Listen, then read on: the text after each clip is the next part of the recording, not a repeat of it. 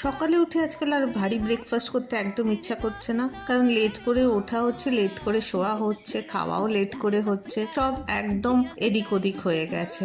মেয়ের কলেজ বন্ধ হলে যাওয়া হয়, যথারীতি আজকেও দেরি করে উঠেছি। ঘুম থেকে ওঠার পর ভাবলাম কি বানাই সকালে হালকা।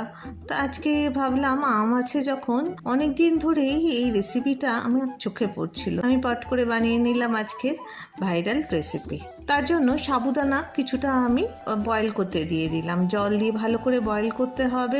গ্যাসে বেশ ঢাকা দিয়ে দিয়ে বয়েল করবে, নাহলে কিন্তু একটু দানা দানা থেকে যাবে। তার সাথে আমটাকে ভালো করে আমি বের করে নিয়ে মিক্সিং জারে মিক্সড করে রেখে দিয়েছি। তার মধ্যে দিয়ে দিলাম 1 গ্লাস মতন দুধ, তার মধ্যে দিয়েছি কনডেন্স মিল্ক। কনডেন্স মিল্কটা আমি একটু কম দিয়েছি, তোমরা চাইলে একটু বেশি করে দিতে পারো, মিষ্টিটা যে যেরকম খায়। আমি কম দিয়েছি কারণ বাবা সুগার আছে, সেই জন্য আমি মিষ্টিটা একটু কমই দিই।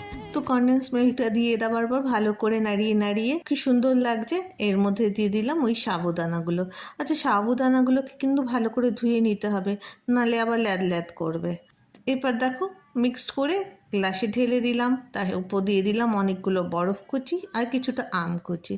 রেডি আমাদের সামার স্পেশাল ড্রিঙ্ক। গরম যেতে যেতে আগে এটা কিন্তু একবার নিশ্চয়ই বানিয়ে খাবে, ভীষণ ভাল লাগবে। গেস্ট আসলেও তাদের জন্য বানিয়ে রেখে দিতে পারো আগের থেকে, খুব ভালো লাগবে। খেয়ে একবার নিশ্চয়ই ট্রাই করবে।